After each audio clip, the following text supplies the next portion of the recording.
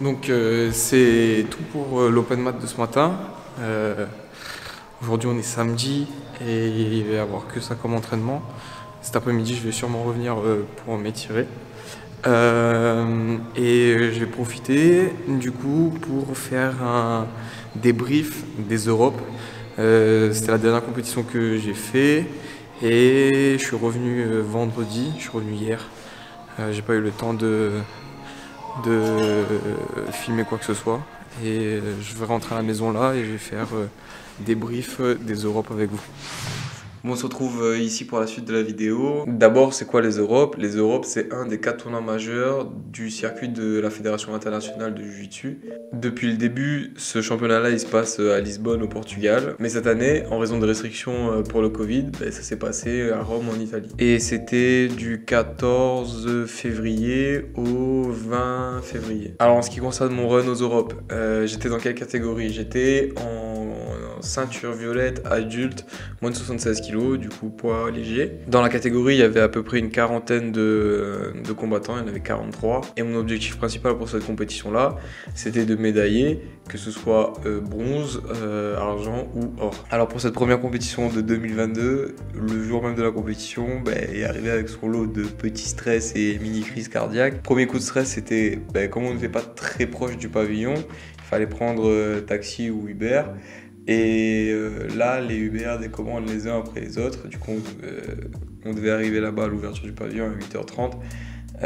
On a été un peu retardé et moi, ça a commencé à me stresser. Même avec une demi-heure de retard, on était quand même en avance. Mais on reste concentré et je commence à mettre ma musique. On fait les check-in et direction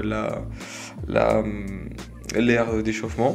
Là où je commence à m'étirer et après je commence à m'échauffer tout doucement. Là, juste après mes étirements, je suis parti à la pesée pour savoir si j'étais plus lourd ou si j'étais bon au niveau du poids. Et au final, j'étais au-dessus du poids. C'est la première fois que ça m'arrive, de pas beaucoup, de 200 grammes, mais il fallait quand même les perdre, ces 200 grammes, pour pouvoir combattre. Je remets mon pull, je repars à l'aire d'échauffement. Je fais des drills avec Nico pour commencer à suer. Je suis chaud, j'ai les mains qui sont congestionnées, j'ai le cœur qui est déjà monté 2-3 fois bien comme il faut. Du coup, au niveau cardio-respi aussi, je suis au taquet. Et je me dirige vers la table de la pesée, pesée officielle, où là je passe à 75 kg, 800. Je me réhydrate tout doucement et j'attends qu'on m'appelle pour le premier combat. Premier combat qui se passe très bien, même si je suis pas concentré à 100%, je suis pas dans la lutte à 100%. J'ai mon esprit qui virevolte à droite et à gauche et j'ai eu le temps de m'en rendre compte alors que je combattais. Donc là je me suis dit ça allait pas. Mais je gagne mon premier combat, je gagne au point, je sais plus à combien de points. Ensuite je sors des tatamis, je vais voir Paquito pour que il me dise ce qui allait, ce qui allait pas et ce que je dois corriger pour la prochaine lutte. Il a vu le bracket, il a étudié le bracket à ma place et du coup il savait déjà qui j'allais affronter après. Et il m'a dit c'était un gars qui est plutôt hyper excité comme s'il avait bu 50 cafés et il fait beaucoup de clés de cheville. Donc il veut me voir passer, il veut me voir prendre mon temps, il veut me voir passer avec les bras en avant et les jambes en arrière et il me dit garde la tête sur les épaules et normalement ça va le faire. Donc je repars dans l'air d'attente où il y a tous les combattants, j'attends qu'on m'appelle. À peine j'arrive, il me rappelle pour recombattre. Du coup mon deuxième adversaire, j'ai senti un peu plus physique, un peu plus fort physiquement que mon premier adversaire. Mais j'essaye de coller au game plan que Paquito m'avait dit juste avant, qui était avoir les bras en avant, les jambes en arrière et mettre de la pression sur sa garde pour qu'il commette lui une erreur et que j'essaye de passer moi. Il faut savoir que là, au moment auquel je tourne cette vidéo là, j'ai pas encore vu mes combats. Je vais faire une vidéo ou 2 vidéos, je sais pas encore, où je découvre mes combats et je les analyse. Et à un moment donné, en fait, je fais une erreur à la con. J'ai vu qu'il y avait moyen de mettre un genou croisé, un knee cut. Et je me dis, allez, c'est bon, reste là. Commence à ajuster tes grips et ensuite vas-y tu passes sa garde. Sauf que le gars il me déséquilibre, enfin moi j'ai ce souvenir là qui me déséquilibre et qui me prend la jambe.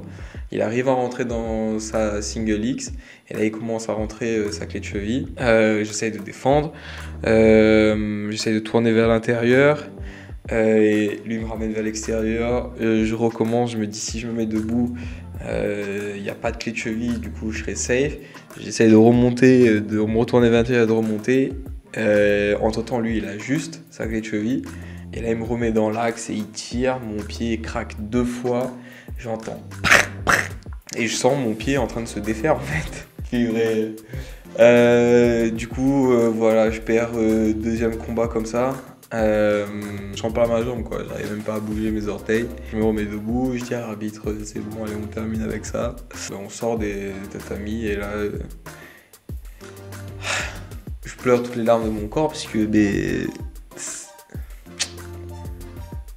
ça aurait été une des plus belles opportunités pour moi de pouvoir médailler aux Europes. Bon, dans l'absolu, ce sont mes meilleures Europes, même si le résultat pour moi ne me convient pas du tout.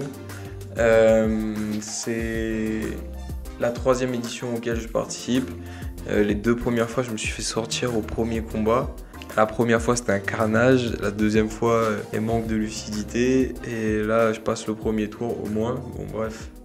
Je perds au 2e tour. Et en même temps, c'est les Europes qui m'ont fait le plus mal quand je regarde l'investissement par rapport au résultat. Je suis déçu, je suis frustré, mais je sais aussi que quand on veut jouer à ce niveau-là, il faut accepter de miser gros et il faut aussi accepter de perdre gros. Cela dit, je peux pas m'arrêter là. L'histoire continue parce que je dois trouver la pièce manquante à mon jeu. Merci d'avoir regardé cette vidéo jusqu'au bout.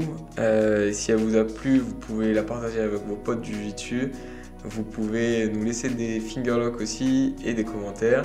Et moi, je vous dis à la prochaine. Prost.